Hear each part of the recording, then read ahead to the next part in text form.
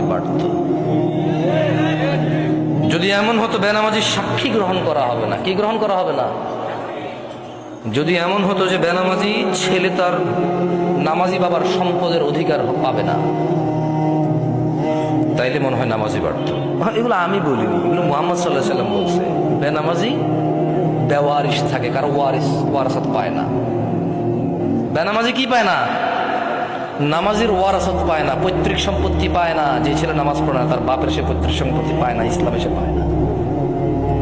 সে মারা গেলে তার জানাজার নামাজ হয় না। বেনামাজি জামাই নামাজি বউ বিয়ে টিকে না হিসেবে। বাইনাল আবদি ওয়া বাইনাশ শিরকি ওয়াল কুফর তারকুস সালাহ। বান্দা শিরক আর কুফরের মধ্যে পার্থক্য হচ্ছে নামাজ ত্যাগ করা। তো বেনামাজি নামাজি যদি বউ জামাই হয় টিকবে না, তো থাকবে না এই সংসার। খুব সিম্পল লজিক।